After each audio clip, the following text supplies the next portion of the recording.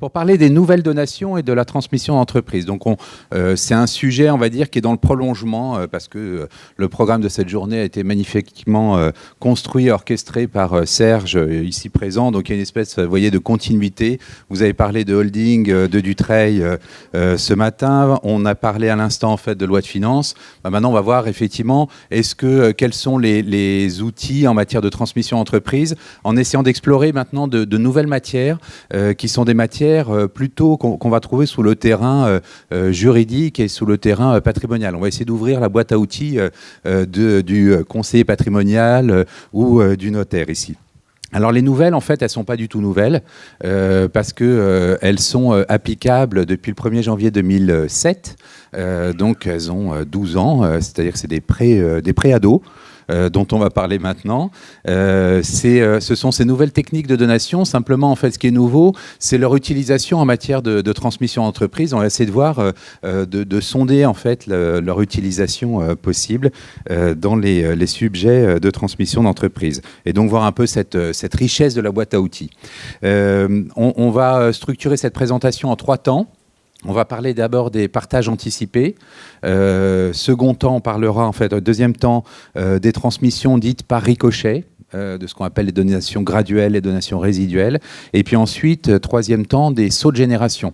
Et on va voir comment en fait est-ce qu'on essaye d'adapter tout ça en matière de transmission d'entreprise.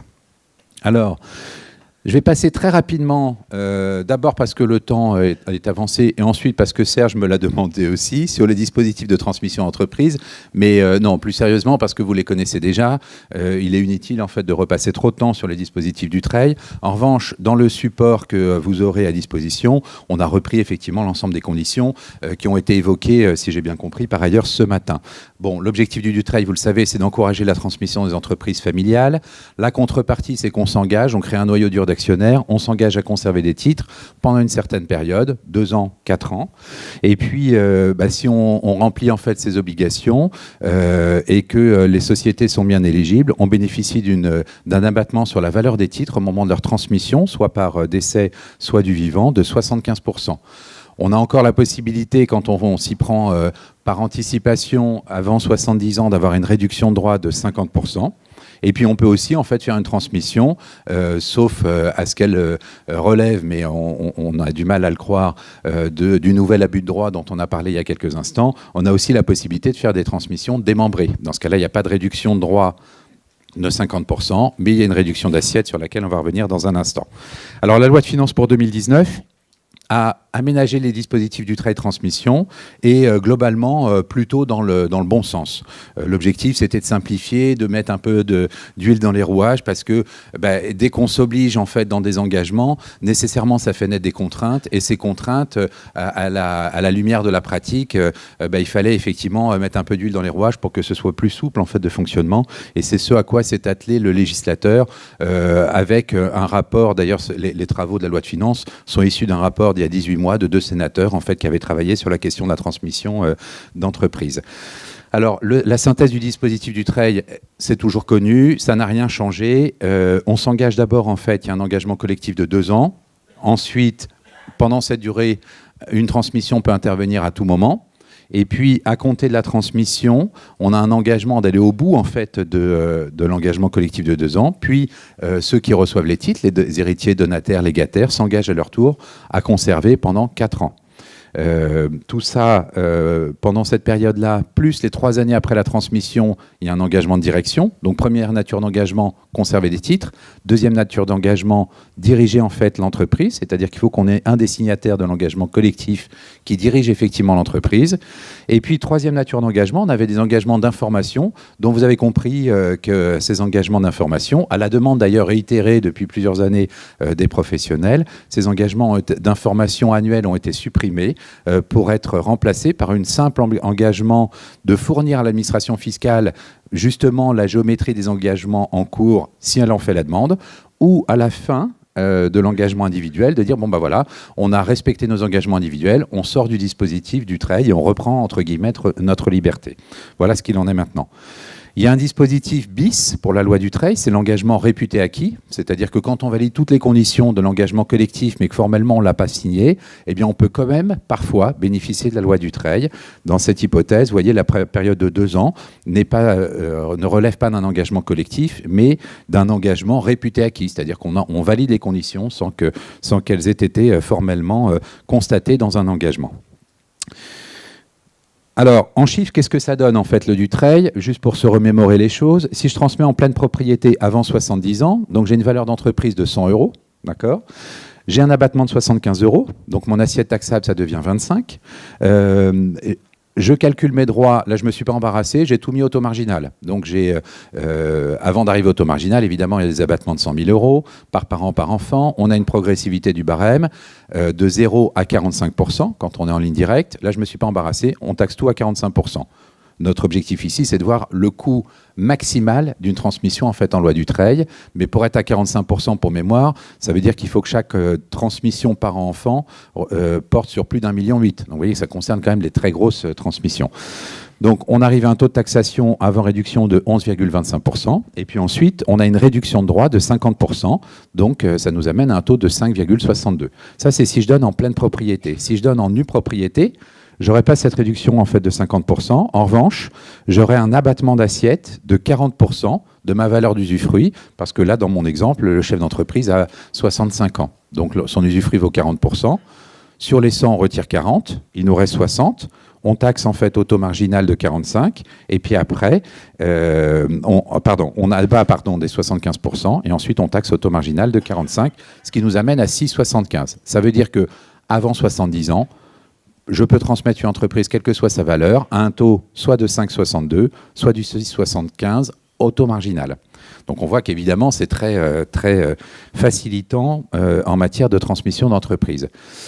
Les quelques modifications, on vous a fait un petit tableau avant-après, on va dire. L'objectif de ce tableau, c'est de voir ce qui change en fait dans la loi de finances pour 2019 en ce qui concerne les engagements Dutreil. Mais encore une fois, ce sont des points normalement que vous avez vus en fin de matinée, si je ne dis pas de bêtises. Eh bien non, j'étais pas là. Moi, je suis arrivé uniquement à l'heure du déjeuner, en fait. Voire pour l'apéro. Non, alors donc, ce qui est modifié, c'est la possibilité, pour faire simple, de faire des engagements collectifs quand je suis tout seul, ce qui est quand même nouveau, mais ce qui est bien utile quand on est en SASU ou en EURL. Ce qui est modifié encore, c'est un abaissement des seuils de détention en ouvrant en fait une catégorie que sont les droits financiers, à 17 ou à 10% selon que la société est cotée ou non cotée. Ce qui est modifié encore, c'est les possibilités de bénéficier de l'engagement réputé acquis, notamment sur les holdings interposés, ce qui posait un problème parce que le réputé acquis, ça marchait sur les sociétés opérationnelles, ça marchait pour les holdings animatrices, mais pas pour les sociétés interposées. D'où tout le débat sur la notion, est-ce que je suis bien en présence d'une holding animatrice? Ici, en fait, on voit qu'on élargit le dispositif aux sociétés interposées. Ensuite, les questions en fait de cession, les questions d'apport à holding, on va y revenir dans un instant, sont aussi en fait facilitées. Et puis, en dernier lieu, effectivement, les obligations annuelles, parce que chaque année, il fallait produire une attestation à l'administration fiscale avant le 31 mars, indiquant que les titres étaient bien toujours engagés. Maintenant, il n'y a plus d'obligations annuelles. Il y aura une obligation à la fin ou une obligation de répondre à l'administration fiscale si elle vous en fait la demande, pour savoir effectivement quelle est la géographie des titres engagés au titre de la loi Dutreil. Pour les opérations d'apport à holding, c'est ce qu'on appelle souvent en fait le family buyout. Qu'est-ce qui se passe en fait dans les opérations dites de family buyout? Donc on a un régime nouveau. Maintenant, on peut faire des opérations dites de family buyout avec une holding portant sur des titres de société interposés. Là aussi, c'est nouveau. Avant, en fait, on ne pouvait pas. Il fallait que ce soit la société opérationnelle ou une holding animatrice. Donc là, on facilite un peu le dispositif. Et puis pour cette holding, avant, il fallait que ce soit une holding dite pure, c'est-à-dire qu'il soit une holding dont l'objet exclusif, c'est la détention de la participation et dans laquelle les bénéficiaires de la transmission du Dutreil devaient être les uniques actionnaires. Là, on élargit un peu le dispositif où on dit désormais, si la holding a plus de 50% en fait, de ses participations dans la société cible, ça fonctionne. Et puis ensuite, il faut qu'au moins 3/4 du capital de la société soit détenu par les bénéficiaires de la transmission. Donc là encore, mesure de facilitation de la loi Dutreil et des apports à holding pendant en fait l'opération Dutreil. Alors, quand on fait une transmission entreprise, on essaye de s'appuyer sur le régime du Dutreil d'un côté, et puis on essaye aussi de s'appuyer sur un autre dispositif qui est le paiement différé fractionné. Donc on transmet, on paye des droits, mais quand il y a des droits encore à payer, on peut solliciter l'étalement des droits en 15 ans. 5 ans de paiement différé et 10 ans de paiement fractionné. Tout ça, ce n'est pas totalement gratuit. Et donc, ce qu'il faut juste retenir aujourd'hui, c'est que le taux pour les paiements différés fractionnés qui vont être demandés pour les transmissions en 2019 est de 1,40% et de 0,40% quand on bénéficie en fait du taux réduit. D'accord ? Donc, ça veut dire que je transmets mon entreprise. On a vu que ça me coûtait en gros 5%. Mes 5%, je peux les payer en 15 ans. Et j'aurai à acquitter, pendant ces 15 ans, un taux qui sera soit de 1,40%, soit de 0,40%. Voilà, ça c'est le dispositif fiscal en matière de transmission entreprise. Le taux dont on parle, c'est un taux qui change chaque année. C'est pour ça qu'on vous le communique maintenant, parce que c'est le taux de 2019, c'est-à-dire que ce n'est pas le taux qui va s'appliquer uniquement en 2019, mais pour toutes les opérations de transmission ou toutes les demandes de paiement différé fractionné formulées en 2019, et donc voilà pendant toute la période du différé fractionné, c'est-à-dire pendant 15 ans si on va au bout de l'opération. Voilà, ça c'était un peu le propos liminaire que je voulais faire pour se rafraîchir un peu la mémoire sur le dispositif Dutreil et donc le dispositif de faveur en matière de transmission entreprise. Maintenant, ce qu'on va faire à partir de maintenant, c'est qu'on va ouvrir la boîte à outils du juriste ou du notaire et on va essayer de piocher en fait des outils juridiques pour faciliter la transmission entreprise et essayer d'améliorer aussi le coût fiscal de sa transmission, même si on vient de voir que le dispositif Dutreil en soi est déjà en fait un dispositif très incitatif. Alors, premier temps que je voulais évoquer avec vous, c'était les opérations dites de partage anticipé et revenir sur ce qu'est finalement une donation-partage, parce que ça a l'air d'être simple comme ça, mais en pratique, on voit que quel est l'intérêt réellement d'une donation-partage. Ce sera notre première question. Est-ce que je peux faire une donation-partage inégalitaire? Deuxième question. Est-ce que ça concerne vraiment la transmission d'entreprise ou quels sont les intérêts? Est-ce que je peux intégrer un salarié, par exemple, si je veux transmettre en fait aussi un salarié? Et puis ensuite, les vertus, on verra ensemble les vertus de ce qu'on appelle le réallotissement, c'est-à-dire les changements effectivement d'attributaires dans le cas d'une donation-partage. Donc, une donation-partage, c'est un contrat, un double contrat, enfin, on va dire. Le chef d'entreprise, le chef de famille va donner. Donc, c'est un cadeau qu'il effectue à ses enfants, principalement. Et en même temps, il va partager de son vivant. Et c'est ça la particularité de la donation-partage, c'est qu'on opère une double opération en une seule. Je donne et je partage, donc je crée des lots que je répartis entre chacun de mes enfants. Le partage, normalement, il intervient au jour où s'ouvre la succession. C'est au jour où s'ouvre la succession que les enfants et le conjoint, souvent, se réunissent et opèrent le partage des biens du défunt. Bah là, la donation-partage, c'est un peu particulier. C'est le chef d'entreprise qui, de son vivant, dit « je répartis les biens ». Alors, je répartis, ça peut être de dire, voilà, j'ai une entreprise, j'ai 3 enfants, je répartis le capital, un tiers chacun.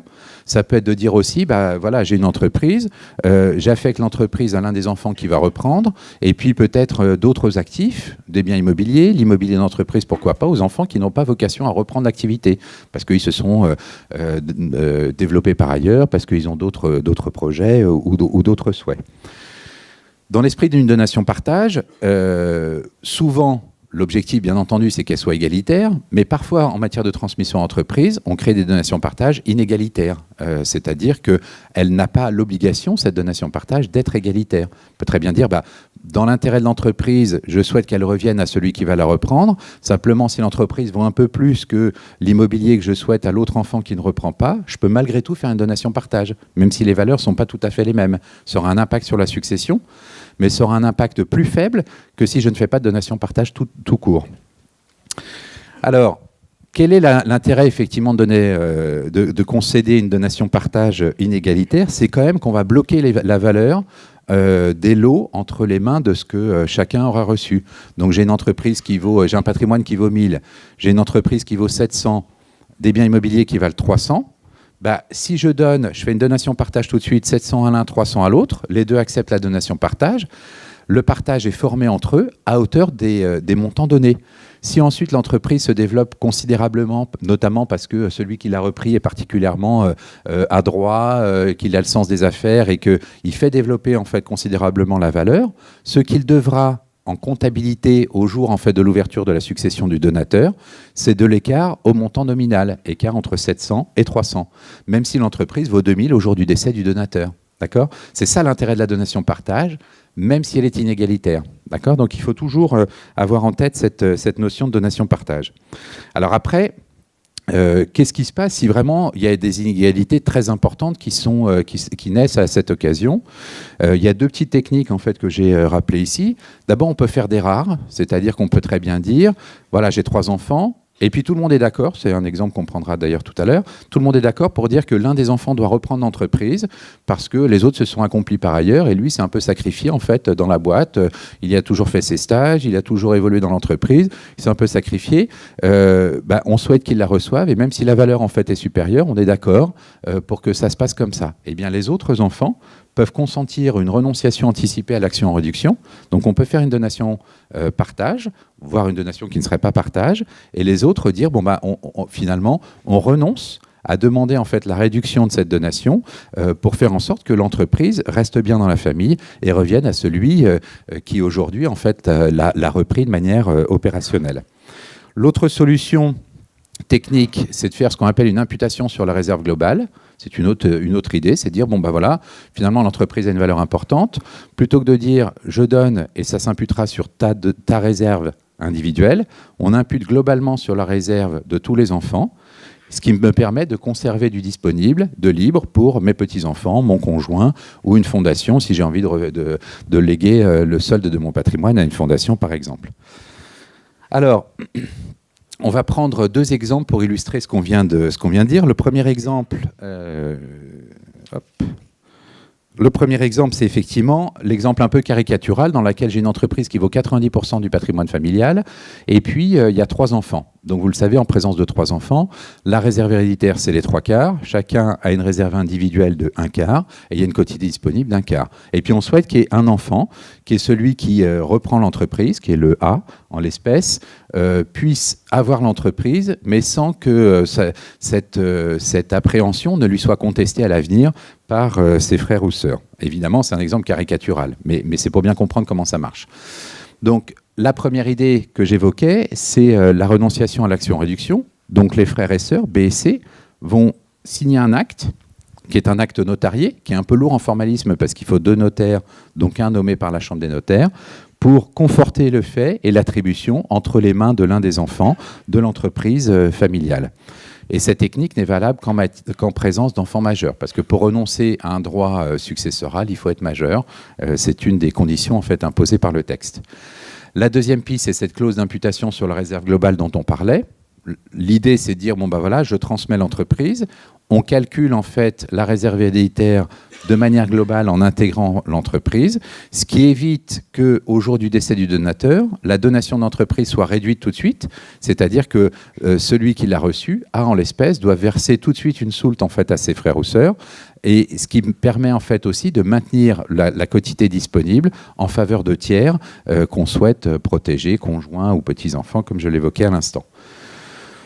Alors, dans la donation partage, pour que ça fonctionne, une donation partage, il y a 3 règles. D'abord, en fait, il faut que chaque enfant ait reçu un lot. Deuxième règle, il faut que chaque enfant l'ait accepté et soit donc présent en fait à la donation partage. Et puis ensuite, la 3e règle, c'est qu'il n'y ait pas de réserve d'usufruit sur une somme d'argent, ce qui est quand même un cas un petit peu particulier. Les conditions de forme, il faut que ce soit en fait la donation partage contenue dans un acte notarié. Alors, si l'un des enfants refuse, il n'y a pas de donation partage dans ce cas-là. C'est une donation simple. Ça opère entre eux en fait comme une donation simple. Et on peut néanmoins, ça m'est déjà arrivé d'avoir un enfant en fait qui était un peu parti faire un tour du monde, enfin qui avait un peu basculé, on va dire. Et le chef d'entreprise voulait malgré tout faire sa donation partage parce qu'il y avait des contraintes fiscales, etc. On a fait une donation partage et on a prévu en fait une acceptation par l'enfant concerné. On lui a réservé un lot. On lui a dit voilà, dans la donation partage, tu as un lot et tu as la possibilité de l'accepter ultérieurement. Et puis quand il qu'il est revenu les pieds sur terre, après, effectivement, il a quand même accepté la donation. Donc, et là, le partage a été formé. C'est-à-dire qu'on peut avoir une espèce de partage en 2 temps, en disant je fais une donation partage, je forme un lot et je le fais accepter ultérieurement par le donataire qui, dans un premier temps, serait réticent, on va dire. Alors, on a fait un petit comparatif, mais je vais passer assez rapidement sur donation simple don manuel contre donation partage, en reprenant en fait les avantages respectifs des 2 formules. Juste pour vous dire qu'en matière de transmission entreprise, il faut être très attentif en fait aux dons manuels ou aux donations simples, pour les raisons justement de partage, parce que la valeur en fait des lots formés peut évoluer de manière très importante, et puis l'intérêt de la donation partage, c'est de geler en fait le montant des rapports.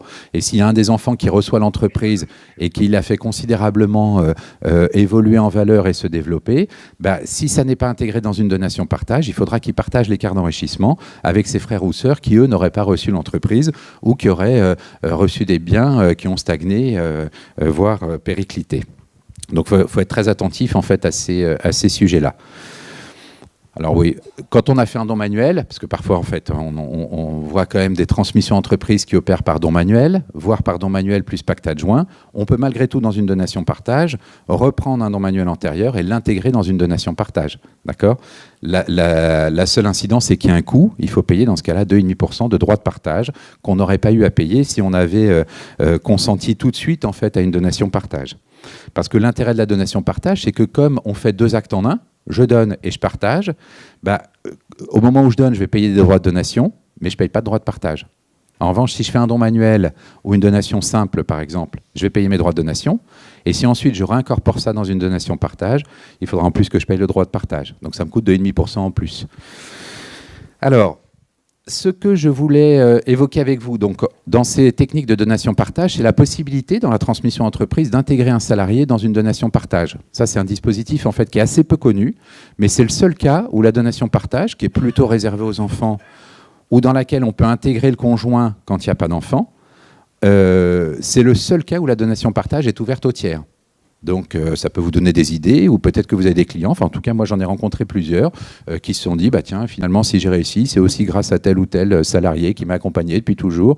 Au moment de la transmission de l'entreprise, j'ai eu envie qu'il aide un peu les enfants à reprendre l'activité ou à les accompagner pendant une certaine période. Et le moyen que j'ai trouvé, c'est de lui donner en fait des titres.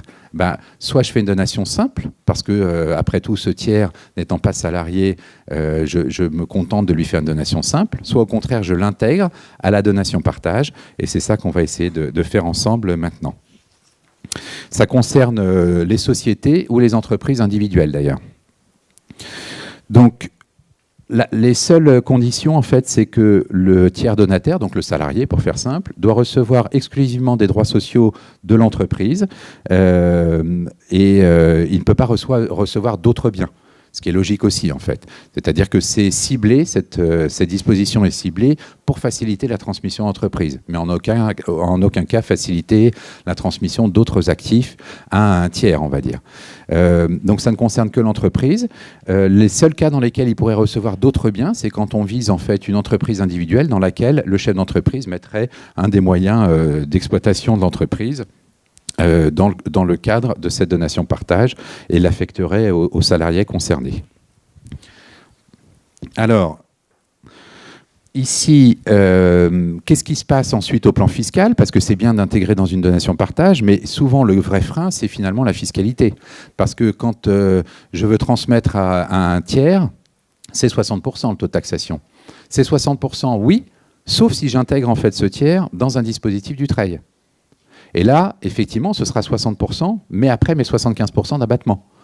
Donc, on refait le calcul ensemble, parce que rien ne m'interdit de faire une donation-partage où j'intègre un salarié, je gèle les valeurs de l'entreprise et de ce que chacun a reçu, j'assure la pérennité de l'entreprise, j'ai un salarié à côté de mes enfants pour les accompagner, et puis on bénéficie dans l'ensemble d'une transmission qui elle-même va relever en fait du dispositif du Treuil dans ce cas-là. Et le dispositif du Treuil, donc si je pars en fait d'une société qui vaut 100 en valeur, bah, je vais faire mon abattement de 75%, il me reste 25%. On est d'accord? Ensuite, je vais taxer à 60%, parce que mon salarié, c'est un tiers, donc taux maximal, 60%. Mais 60% de 25, ça fait toujours que 15. Et puis si je donne en fait en pleine propriété avant 70 ans, on a vu tout à l'heure qu'on avait une réduction de droit, et ça me coûte 7,5%. Donc transmettre à un salarié dans ce dispositif-là, ça coûte 7,5%. Moi, j'ai vu des chefs d'entreprise qui voulaient vendre une partie des titres à des salariés, pour les raisons que j'évoquais tout à l'heure, parce qu'ils les ont accompagnés depuis longtemps, etc. Donc, ils voulaient vendre une partie des titres, et en leur faisant, en fait, en minorant le prix. En disant, bah oui, finalement, je ne peux pas retenir vraiment la valeur, parce que, quand même, c'est un peu grâce à eux, la valeur de l'entreprise, etc. Bah, une fois qu'on a réfléchi un peu à ce dispositif-là, autant leur donner, finalement, plutôt que d'essayer de rentrer dans une opération qui pourrait relever de l'abus de droit avec le but principalement fiscal qui était évoqué il y a quelques instants. Donc ça c'est un petit point qu'il faut avoir en tête, ces possibilités de faire une donation-partage intégrant un salarié dans le dispositif de la loi Dutreil.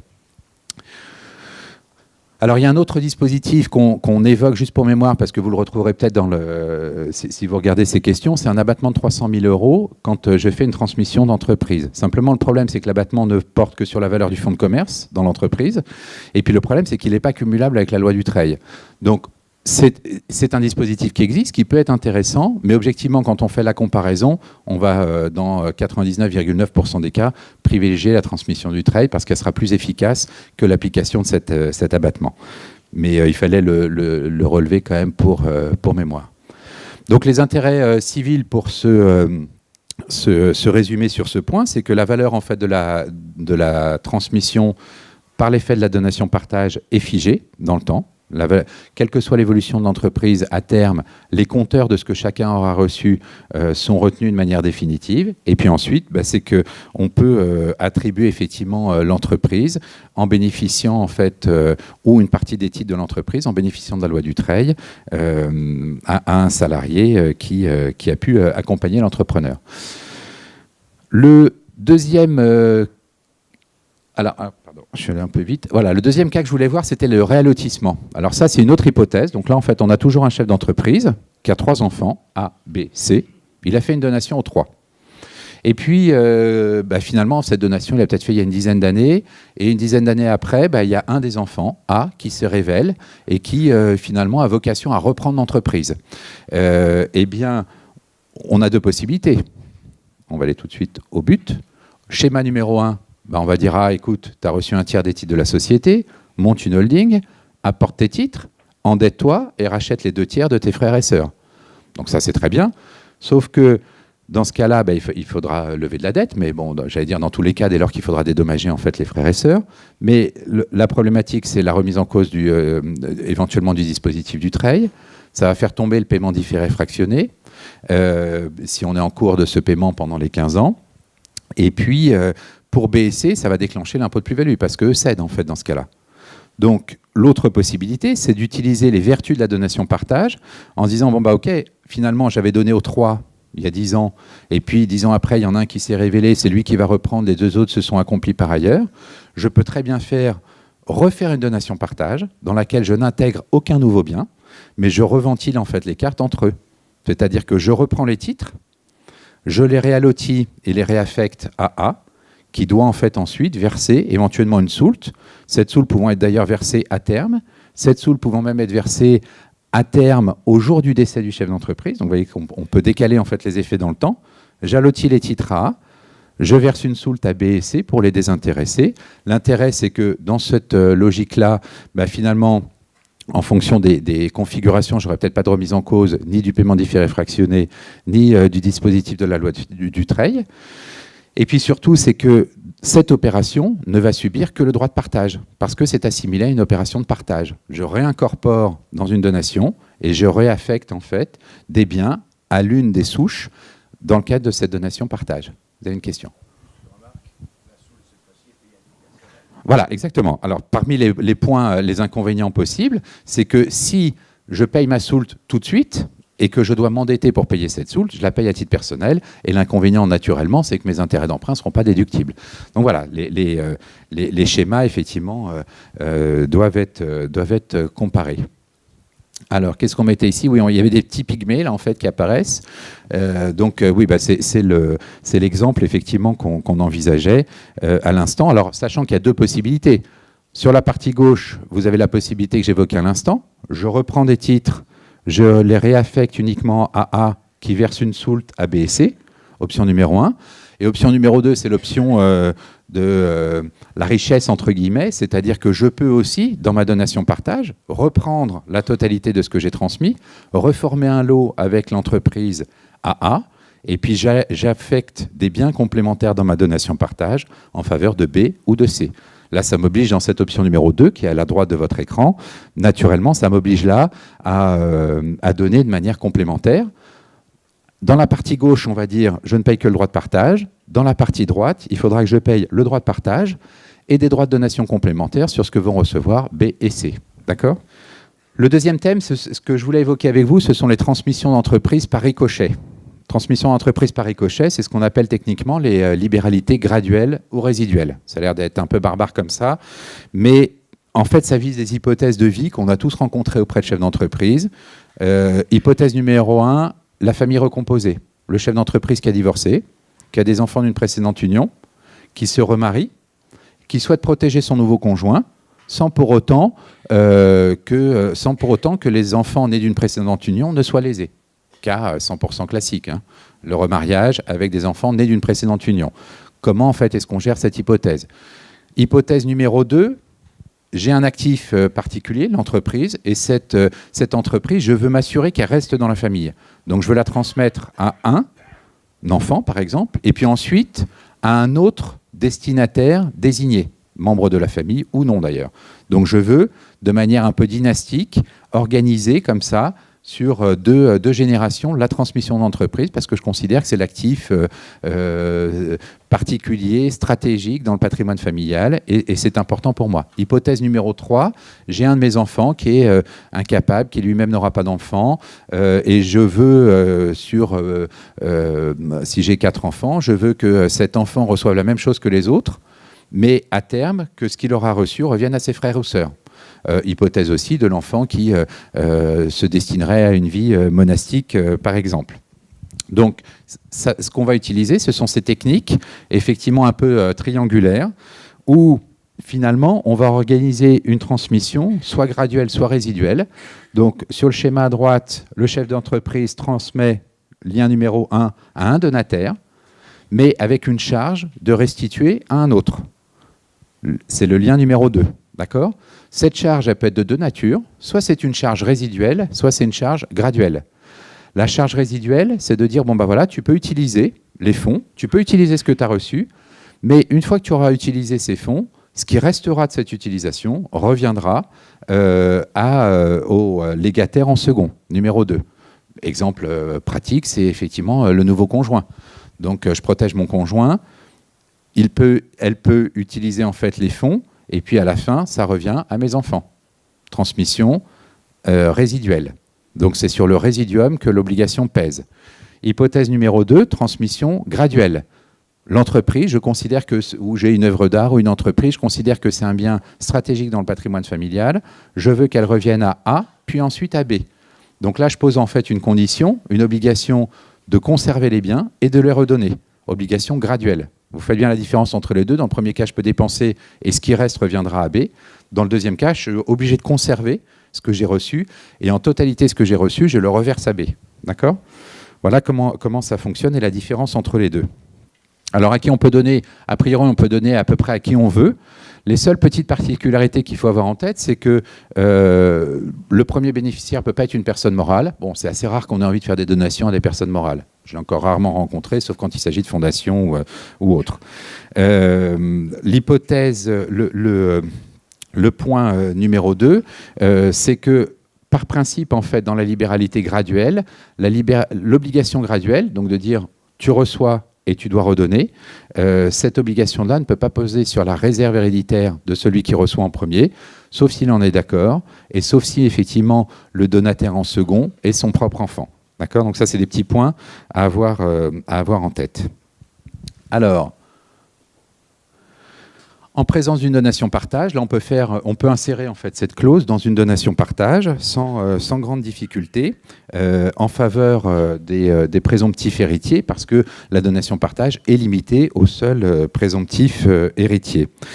Cependant, là, ce qu'on évoquait, c'est quand il y a une société ou une entreprise individuelle, on peut parfaitement intégrer cette obligation graduelle ou résiduelle sur une entreprise, bien entendu. C'est l'objet en fait de nos débats. Et puis, les petits-enfants étant des présomptifs héritiers, ils peuvent être aussi donataires en second. C'est la logique de la transmission transgénérationnelle. Après, on avait une question technique, mais je vais vous épargner le débat assez rapidement. C'était de dire, finalement, comme une donation partage, tout le monde doit avoir reçu un lot.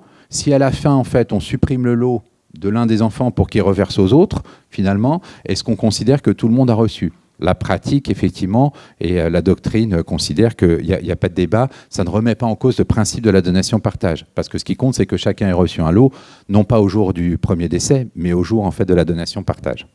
Voilà, donc ça, c'est un petit débat un peu théorique, on va dire. Alors, il y a un point important dans ces schémas, avant de parler de la fiscalité, parce que vous allez voir que naturellement, si je vous parle de ça, c'est qu'il y a un intérêt fiscal, sinon on ne serait pas uniquement là pour la beauté du geste, on va dire. En matière de transmission d'entreprise, il y a un point technique, c'est qu'est-ce qui se passe en fait quand j'ai des titres sociaux qui évoluent dans le temps. Parce que mon obligation résiduelle, c'est-à-dire que je peux dépenser la somme d'argent et que ce qui restera, je dois le restituer. Mon obligation graduelle, ça veut dire que je suis obligé de conserver les biens et de les reverser. Est-ce que dans l'un et l'autre des cas, ça marche pour les biens dits subrogés? C'est-à-dire que j'ai les titres d'une société, je fais un apport à une autre société, je fais une réduction de capital, je perçois le bonus de réduction qui est réinvesti. Est-ce que finalement cette obligation peut porter sur les biens qui seront la représentation des biens donnés initialement? Par principe, en fait, ce n'est pas tout à fait prévu. La seule chose qui est prévue, c'est le portefeuille de valeurs mobilières. Ce qui est logique, et là, ça s'appuie sur une jurisprudence qui est celle de l'universalité du portefeuille titre. Au fond, ce qui compte, c'est le portefeuille dans son ensemble, et que le fait qu'on ait du Carrefour ou du Sanofi Aventis à l'intérieur importe peu, c'est-à-dire que les titres sont interchangeables. Et donc ça forme une universalité. Et là, cette universalité peut être transmise par les obligations graduelles ou résiduelles. Mais nous, le cas du portefeuille peut intéresser nos clients, mais ce qui nous intéresse surtout, c'est l'entreprise familiale. Donc qu'est-ce qui se passe si j'ai un chef d'entreprise qui a fait sa donation, portant sur les titres de sa société, et puis après, ils ont fait des apports? Est-ce que mon obligation graduelle pourra porter, a priori, sur la société qui a bénéficié de l'apport, donc la holding ou autre? Ce n'est pas visé par le texte, mais la doctrine majoritaire considère effectivement que ces obligations pourront se reporter sur les nouveaux biens dès lors qu'on effectue les formalités du remploi. Et pourquoi je vous parle de ça? Parce que ça veut dire que dans votre pratique aussi, quand on a ça, il faut suivre les choses dans le temps et essayer d'assurer en fait cette traçabilité en disant les titres qui ont bénéficié de l'apport proviennent d'une donation graduelle ou résiduelle, par exemple. D'accord? Alors, le régime fiscal maintenant. Le régime fiscal, il y a deux transmissions, vous l'avez compris. Il y a une première transmission quand le chef d'entreprise donne à l'un de ses enfants, et puis il y a une seconde transmission quand il donne, quand le premier vient après décéder, et que les biens ou le reliquat revient au donataire en second.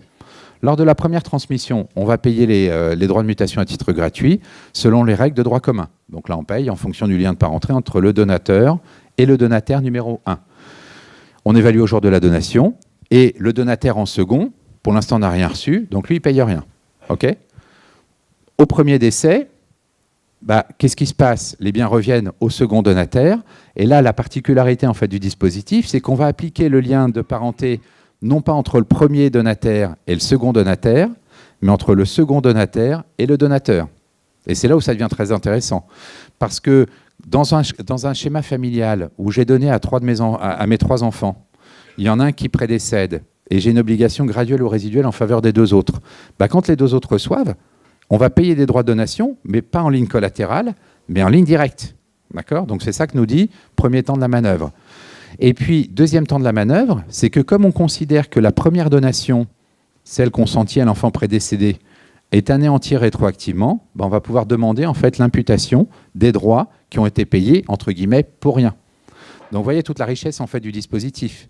Donc ça va me permettre de transmettre l'entreprise de manière dynastique, simplement à 2 coups, parce qu'on ne peut pas aller au-delà, mais un premier donateur, deuxième donataire, en pouvant imputer en fait les droits payés la première fois. C'est ça l'intérêt, évidemment. Et puis, ça va me permettre d'avoir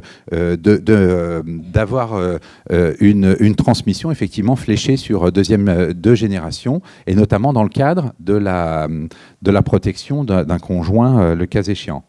Alors, on va prendre les quelques exemples pratiques, et on va en prendre deux. Faciliter la transmission dans les entreprises, des entreprises dans les familles recomposées. C'est la protection du beau-parent que j'évoquais. Gratifier un enfant tout en assurant la transmission en ligne collatérale. Donc là, c'est l'hypothèse en fait d'un enfant qui est prédécédé, qui lui-même ou qui souffre d'un handicap et qui lui-même n'aura pas d'enfant. Troisième hypothèse, les transmissions sur 2 générations.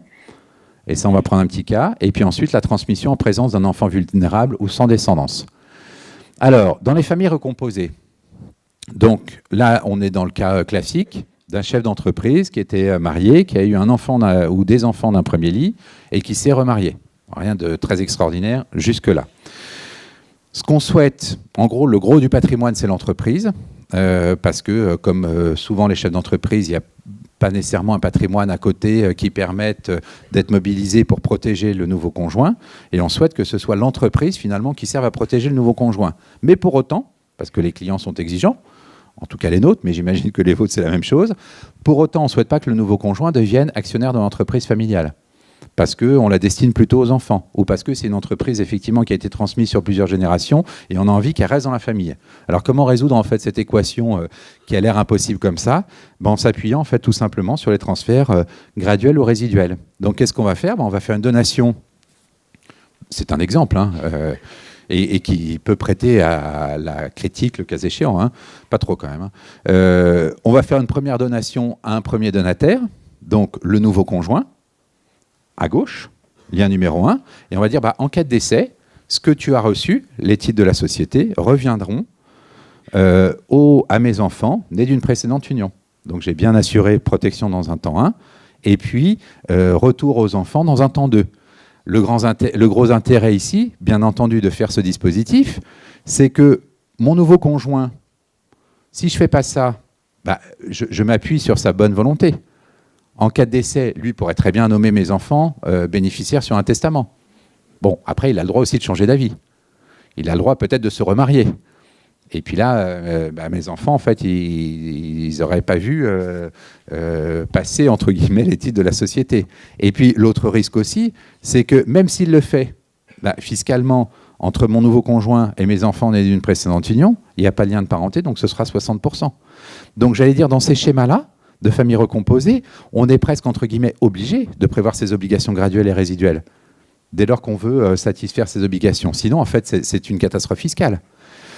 Donc, l'exemple, alors là, on a répondu à peu près aux 2 tiers en fait, des problématiques. Il y a une problématique à laquelle on n'a pas répondu. Si je fais simplement une donation des titres à mon nouveau conjoint à charge de restituer à mes enfants, c'est qu'elle devienne ou qu'il devient actionnaire de la société, effectivement. Donc, comment j'évite ça? On a imaginé un petit cas qu'on a mis en œuvre à 2 reprises, je crois, pour des clients. Donc, donation, en fait, en faveur du conjoint, du nouveau conjoint. Ensuite, on prévoit, soit immédiatement, soit à terme, en cas de décès, cession, en fait, des titres à la société, qui rachète les titres, réduit son capital, verse, en fait, le prix sur un compte courant d'associé au nom du conjoint, convention de compte courant d'associé. Et on permet, en fait, comme ça, on crée une espèce de rente pour le conjoint qui va pouvoir ponctionner sur son compte courant d'associé, provenant du boni de réduction de capital, qui va ponctionner sur son compte courant d'associé. Alors, s'il a dépensé la totalité de son compte courant d'associé, tant pis.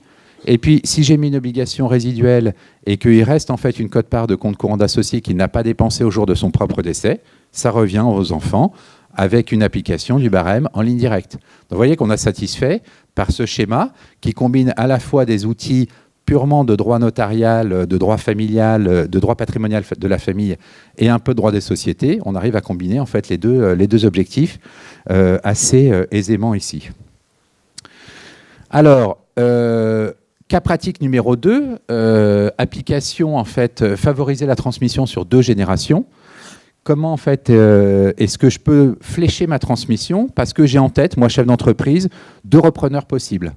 Alors, je ne peux pas en avoir 3 parce que ça s'arrête à 2, mais je peux en avoir 2. Je peux dire, je transmets à l'un, Et puis après, si lui décède, j'aimerais bien que ce soit le neveu ou que sais-je, en fait, qui reprenne l'entreprise familiale. Parce que je le sens bien et pas parce que c'est lui, en fait, qui est, entre guillemets, mon successeur en second. Ici, j'ai 2 possibilités. Option numéro 1, je prévois une obligation graduelle ou une obligation résiduelle. Option numéro 2, je fais un démembrement de propriété. Pour m'assurer que mon donataire en second reçoive, je peux très bien dire c'est lui qui recevra la nue propriété. Et puis, entre-temps, je transmets l'usufruit au donataire en premier. Mais dans ce cas-là, en fait, il faut comparer les 2 dispositifs. Dans une donation résiduelle, est-ce que j'ai un risque d'atteinte à la réserve? Non. Si je fais une donation en démembrement de propriété en donnant la nue propriété à mon neveu, par exemple, automatiquement, je risque d'avoir une atteinte à la réserve. Est-ce que je peux librement disposer des biens? Si j'ai donné dans la donation démembrée, non. En revanche, dans la donation résiduelle, le premier donataire, lui, pourra faire ce qu'il veut avec les biens. Ensuite, sur la plus-value, dans la donation plus-value, taxation au droit de mutation à titre gratuit, si l'entreprise en fait augmente de valeur entre les 2 transmissions. Ça, c'est l'inconvénient de la donation résiduelle, alors que dans la donation démembrée, une fois que c'est donné, c'est donné. Dans la donation résiduelle, j'ai donné, on a payé les droits au moment de la première transmission. Au jour du décès, ça revient en fait au donataire en second. Là, si en fait il y a un écart de valeur, je risque d'avoir des compléments de droits à payer. Donc ça, c'est le petit inconvénient. Voilà, donc au plan fiscal, effectivement, ça me coûtera moins cher de faire une donation démembrée. En toute hypothèse, ça veut dire que ça ouvre en fait des possibilités de désigner en fait 2 successeurs possibles sur les titres de la société par ces techniques graduelles et résiduelles. On a fait un petit exemple chiffré, mais ça vous le reprendrez peut-être dans les slides, on ne va pas le commenter nécessairement là, juste pour aller en fait au résultat. Donc là, si, on a quand même Victor Newman qui a 81 ans. Ensuite, il a un enfant qui est Nicolas, qui a 46 ans. Et puis, il a une petite fille qui est Summer. Et il se dit, après Nicolas, ce sera Summer. Voilà comment j'ai décidé en fait que la transmission va intervenir. Et la société vaut 1 million d'euros. S'ils ne font rien, au global, en fait, on voit que ça coûte transmission 1 plus transmission 2, ça coûte 43% en taux moyen d'imposition. S'ils font une donation démembrée, ça coûte moins cher, mais sous les contraintes qu'on a vues tout à l'heure, c'est-à-dire que l'enfant qui s'appelle Nicolas n'a aucune libre disposition des biens. En revanche, si je fais une donation graduelle ou résiduelle, je parviens au même résultat. Ça va me coûter un peu plus cher, parce que ça me coûte 24%. Mais l'intérêt, c'est qu'effectivement, Nicolas, de son vivant, pilote en fait librement l'entreprise sans avoir de compte à rendre à quiconque, allais-je dire. Voilà, donc l'idée à avoir en tête, c'est surtout que dans ces schémas, il faut pouvoir comparer en fait les différentes stratégies qui s'offrent à nous. Le dernier point que je voulais voir avec vous cet après-midi, c'est les donations transgénérationnelles, cette fois-ci. Et là, c'est les hypothèses de saut de génération. Qu'est-ce qu'on va essayer de faire ensemble?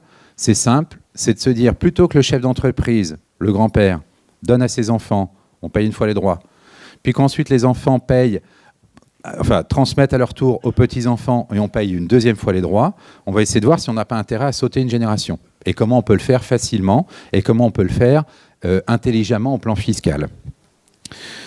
Donc ces sauts de génération, il y a deux niveaux, on va dire, de transmission transgénérationnelle. Il y a l'offre, on va dire, standard, qu'on va comparer tout à l'heure à l'offre premium. L'offre standard, c'est la donation-partage transgénérationnelle classique. Là, c'est simple, j'ai un donateur initial, c'est le grand-père, qui, au lieu de transmettre à l'un de ses enfants, va viser directement et cibler une transmission au petit-enfant. D'accord ? Donc, on fait un saut de génération. C'est tout à fait possible. Il faut juste que la génération intermédiaire, ici, l'enfant, intervienne à l'acte de donation-partage en disant j'accepte que mes enfants soient lotis en mes lieux et places et donc je m'efface en leur faveur. Ça, c'est tout à fait possible. Okay ? Donc, ici, ce qu'on fait, c'est qu'effectivement, on a deux transmissions au lieu d'une par ce dispositif-là. Et l'intérêt, c'est que si c'est dans une donation-partage, on reste dans les pleins effets de la donation-partage, c'est-à-dire qu'on gèle les valeurs des rapports sur les deux générations. Génération des enfants, génération des petits-enfants. Donc on a toujours les vertus de la donation-partage. Donc si j'ai 2 branches familiales, une qui reçoit l'entreprise, l'autre qui reçoit d'autres actifs, eh ben on aura gelé en fait la valeur des rapports entre les 2 branches familiales et il n'y aura pas de discussion possible à l'avenir sur ces valeurs-là. C'est une technique qui est à comparer avec un démembrement de propriété. C'est une technique aussi qui peut d'ailleurs se combiner avec le démembrement de propriété. D'accord ? Donc je reviens juste. Ici, mon donateur initial a transmis au petit enfant et les enfants s'effacent. Mais l'enfant peut aussi dire, bah attends, t'es gentil, mais moi j'aimerais quand même bien, j'aurais peut-être besoin en fait de revenus complémentaires, de cessation d'activité, etc. Est-ce que je ne peux pas avoir si la transmission est démembrée, donc le donateur donne la nue propriété au petit enfant directement, donc il se réserve un usufruit, on peut très bien prévoir que cet usufruit lui revienne à la génération intermédiaire. D'accord ? C'est-à-dire que l'enfant, dans ce cas-là, peut passer son tour, soit en pleine propriété, soit en nue propriété seulement, en se réservant un usufruit successif. Donc vous voyez que tout de suite, ça donne toute la richesse en fait, des opérations avec ce saut de génération. Ce qui opère ici, alors oui, non, j'y reviendrai après. Alors, donc ici, l'objectif, évidemment, vous l'avez compris, c'est une transmission au lieu de 2 au plan fiscal, puisqu'on va payer en fait qu'une seule fois. Et on a une fiscalité en fait qui est avantageuse parce qu'on va appliquer directement le barème en ligne directe entre les grands-parents et les petits-enfants. Et plus je vais avoir de petits-enfants, en plus c'est intéressant, parce que plus je vais multiplier en fait les barèmes et plus je vais diviser la base taxable pour rester dans la tranche basse du barème aussi. Alors, hop. Ensuite, le schéma numéro 2. Donc ça, c'est l'offre premium de la réincorporation transgénérationnelle. C'est-à-dire qu'on reste dans une logique transgénérationnelle, mais on va mixer ça avec ce qu'on a vu tout à l'heure sur la réincorporation dans une donation-partage. D'accord ?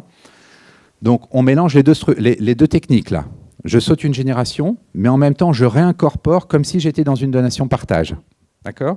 Donc, qu'est-ce que je fais ici ? Ben, finalement, c'est l'hypothèse inverse. C'est-à-dire que j'ai déjà donné à mes enfants il y a quelque temps, et mes enfants, à leur tour, réfléchissent à transmettre aux petits-enfants. J'ai 2 possibilités. Soit les enfants font une donation aux petits-enfants, et là, ça veut bien dire que je suis dans le cumul de fiscalité. La génération 1 a transmis à la génération 2, on a payé des droits, puis ensuite on transmet à la génération 3, on repaye des droits. Donc cumul de fiscalité, j'ai payé 2 fois l'impôt finalement, à chaque passage de génération.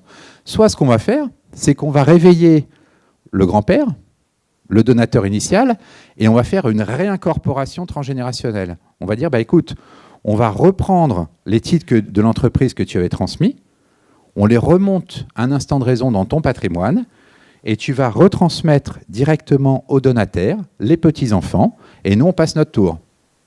D'accord ? Vous voyez bien la technique ? Et l'intérêt de cette réincorporation, évidemment, si on s'embête à aller réveiller le grand-père, c'est parce qu'il y a un intérêt fiscal qu'on va voir dans quelques minutes, naturellement. Alors, ce qu'il faut juste penser, et c'est là où on raffine toujours avec le démembrement de propriété, c'est que dans ces schémas de réincorporation transgénérationnelle, si j'ai transmis la nue propriété avec une réserve d'usufruit, ce qui est souvent le cas des chefs d'entreprise, c'est rare le chef d'entreprise qui dit bah, « écoute, t'es sympa, je te donne 100% du capital et maintenant t'en fais ce que tu veux ». Souvent, pour pas dire tout le temps, on donne la nue propriété, on se réserve le droit d'usufruit, et puis ensuite, effectivement, peut-être que si on a conservé trop d'usufruit, on fera un abandon d'usufruit plus tard. En tout cas, très souvent, on a conservé l'usufruit quand même. Donc, qu'est-ce qui se passe quand le grand-père a conservé l'usufruit ? Ça veut dire qu'il a donné la nue propriété aux enfants, et donc, dans notre technique de réincorporation transgénérationnelle, l'enfant, s'il réincorpore la nue propriété qui revient aux petits-enfants, lui aussi peut se poser la question, est-ce que moi j'aurai un jour l'usufruit ? Donc il faut créer ce qu'on appelle un usufruit par rétention, et c'est possible. Donc l'enfant va dire, ok, on réincorpore, mais moi, juste un instant de raison avant la réincorporation, je crée un usufruit par rétention. Ça veut dire que le moment venu, je veux d'abord être usufruitier avant que ce soit mes propres enfants. Et puis ensuite, je peux créer un usufruit par déduction, c'est-à-dire avant de réincorporer, je peux ouvrir un usufruit pour mon conjoint survivant. Donc vous voyez toute la richesse en fait, du dispositif, dès qu'on commence à combiner un peu les techniques. Alors, donc la réincorporation, vous avez compris, donc une fois qu'on a réincorporé dans le patrimoine du grand-père, donc le donateur initial, ben on va sauter une génération, et la génération intermédiaire va s'effacer en faveur de ses propres enfants.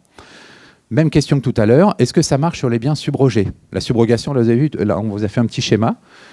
Donc on a des titres sociaux qui sont ceux qui sont donnés, et puis ensuite je fais un apport, je fais une cession, je fais une réduction de capital. Est-ce que ça porte aussi sur les titres sociaux acquis en remploi, entre guillemets? Même réponse que tout à l'heure. La réponse en fait est positive dès lors qu'on l'aura prévu dans la donation initiale. On dit voilà, il y a une réincorporation transgénérationnelle, enfin il y a une donation, et les biens donnés, on essaye d'assurer le suivi en fait des biens donnés, une traçabilité, avec une déclaration de remploi à chacune des étapes intermédiaires. Maintenant, évidemment, le coût fiscal, comment ça se passe? Là, je vais avoir un régime fiscal qui va dépendre de la date à laquelle j'ai consenti ma première donation.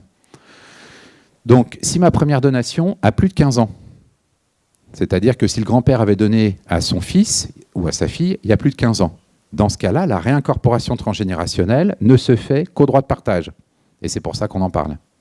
D'accord?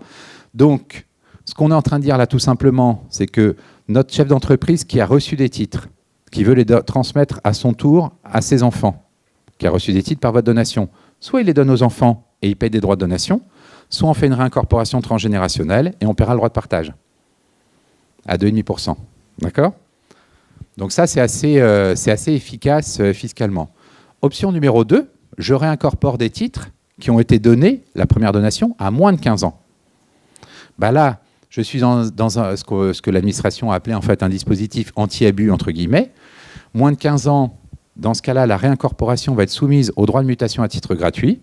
Donc on va tenir compte de la transmission grands-parents-petits-enfants, mais a priori, c'est toujours en ligne directe. Donc le barème va être à peu près le même.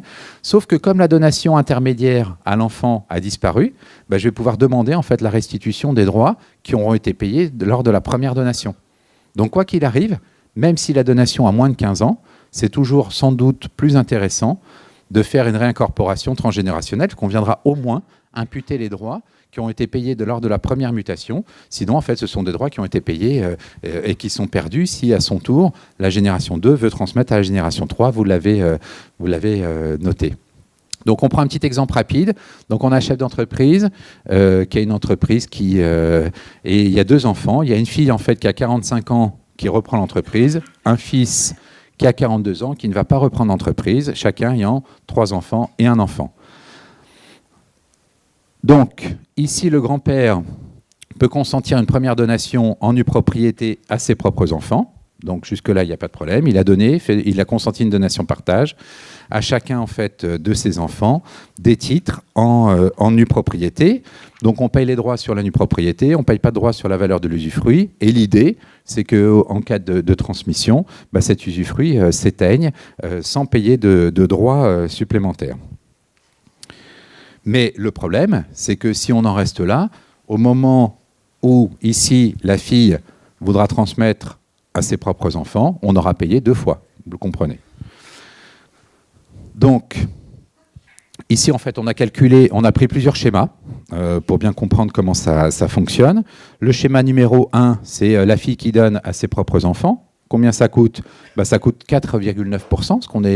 On suppose qu'on est dans le dispositif du Treil lors de la première mutation, mais après, si on n'est plus dans le dispositif du Treil, le risque, c'est qu'on s'expose à une taxation au taux marginal de 45% lorsqu'elle transmettra à ses propres enfants à son tour.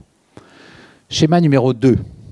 Le schéma numéro 2, là, je vais tout de suite anticiper le coût, c'est-à-dire que je vais tout de suite, dans la tranche, dans la souche A, transmettre aux petits-enfants, donc à A1, A2, A3. Dans le cas d'une donation transgénérationnelle. OK? Donc ici, le chef d'entreprise consent une donation partage à son fils, à sa fille, et sa fille passe son tour en faveur de ses propres enfants. C'est ce qui se passe ici. Et le chef d'entreprise s'est réservé un usufruit qu'il stipule quand même successif au profit de sa fille. Donc qu'est-ce que ça donne ? On a refait le calcul, vous le reprendrez dans les supports. En toute hypothèse, ce que ça donne dans cette hypothèse, c'est qu'on aura transmis ici, sur 2 générations, directement au taux de 4,3%. D'accord ? Puisqu'on a sauté une génération dans le cadre de ce partage transgénérationnel. Donc évidemment, le fait d'avoir sauté une génération crée en fait un avantage fiscal qui est l'intérêt du schéma à l'évidence. Option numéro 3, schéma numéro 3 maintenant, la donation a été consentie, on ne revient pas dessus, mais on se pose la question maintenant par la fille de la transmission à ses propres enfants. Donc ce schéma numéro 3, c'est je fais une réincorporation de ce que j'ai reçu, au lieu de donner à mes enfants directement, et on transmet. Donc le cas est un tout petit peu différent ici. Donc le grand-père a procédé à une donation en 2001, donc il y a plus de 15 ans, de la nue propriété de la totalité des titres à sa fille A, qui souhaite transmettre à ses propres enfants. Donc elle va réincorporer, et elle seule peut le faire, c'est-à-dire que son frère n'est pas obligé de faire la même chose, c'est un partage de souche, donc elle peut réincorporer, son frère peut très bien décider de ne pas le faire. Elle réincorpore, et ensuite, elle conserve un usufruit, elle stipule un usufruit successif en faveur de son conjoint, pour le protéger aussi, et la nue propriété est retransmise indirectement par les grands-parents, directement aux petits-enfants. Combien ça coûte ? Eh ben, ça va coûter ici en fait uniquement le droit de partage, puisque ma donation, ma réincorporation transgénérationnelle porte sur des biens donnés il y a plus de 15 ans.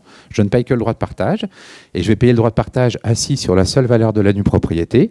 En l'espèce, en fait, ce sera, dans mon exemple, 9 millions d'euros, puisqu'en fait, on a une valeur d'usufruit qui est de 40%, valeur de nue propriété 60%, je paye mon droit de partage, et au global, ça me coûte 1,5%. D'accord ? Donc ça veut dire que j'ai transmis de la génération 2 à la génération 3 en payant 2,5% de droit de partage, mais comme ça ne porte que sur la nue propriété, ça m'a coûté 1,5%. Ok ? C'est mieux que le Dutreil, ça. Ensuite, schéma numéro 4, c'est la variante de ce qu'on vient de voir, c'est-à-dire que dans cette hypothèse, le grand-père a déjà fait la donation, sauf qu'il l'a faite il y a moins de 15 ans. Ici, il l'a faite en 2015. Il a fait sa donation en 2015 et la fille se réveille en 2019 et elle dit tiens, à mon tour, j'aimerais bien transmettre à mes propres enfants. Donc, même chose, on va faire une réincorporation transgénérationnelle, sauf que la différence, vous l'avez compris, c'est que comme on a une transmission qui a moins de 15 ans, cette réincorporation va être soumise au droit de donation et non pas au droit de partage. Donc, qu'est-ce que ça donne en chiffres ? Eh bien, ça va donner qu'on va soumettre l'opération au droit de mutation à titre gratuit, sauf qu'on va pouvoir retirer les droits de donation qu'on avait payés en 2015. Et les deux, en fait, finalement, vont se neutraliser si la valeur de l'entreprise n'a pas évolué entre 2015 et 2018, par hypothèse. Alors, si elle évoluait, peut-être que le raisonnement, en fait, s'infirmera, mais en tout cas, au cas d'espèce, ça coûtera 0, parce que je pourrais imputer, en fait, les droits perçus en 2015. Tout ça pour dire que, quoi qu'il arrive, de toute façon, il faut se poser la question de la réincorporation transgénérationnelle dès qu'on a des titres qui proviennent d'une donation antérieure. Et la seule condition, c'est qu'il faut que le donateur soit vivant. Donc c'est une condition qui est quand même assez souple. Ensuite, il y a une question technique en fait qu'on s'est posée sur des dossiers, c'est de se dire oui, mais puisqu'on doit soumettre la nouvelle transmission au droit de mutation à titre gratuit, est-ce qu'on peut appliquer le dispositif de la loi Dutreil à ces réincorporations transgénérationnelles ? Réponse, a priori oui, puisque c'est des droits de mutation à titre gratuit. Il n'y a pas de raison qu'on ne puisse pas disposer de la loi Dutreil. Donc, en prévision de ces dispositifs, souvent, il est recommandé de faire souscrire des engagements collectifs de conservation de titres par les grands-parents qui auraient conservé quelques titres, par la génération 2 qui a un jour réfléchi en fait à s'effacer, et ensuite, effectivement, à bénéficier de l'application du régime Dutreil, même si en fait on réincorpore avant les 15 ans. D'accord ? Ce qu'on ne pourra sans doute pas faire, et c'est le point par lequel je conclurai, c'est de bénéficier de l'engagement réputé acquis. Parce que là, l'obligation de conservation par le donateur, j'allais dire, puisqu'on réincorpore et que celui qui donne n'est pas celui qui détenait les titres, l'engagement réputé acquis ne fonctionnera pas. Donc si on veut pouvoir le faire, là encore, la prudence, ce sera en fait d'avoir en amont souscrit un engagement collectif entre grands-parents et parents, on va dire.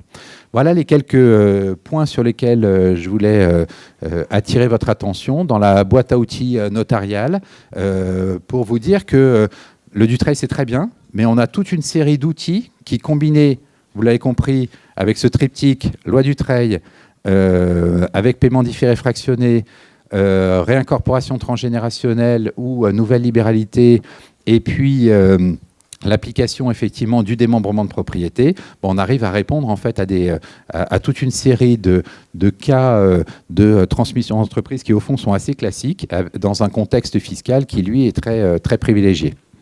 Merci de votre attention.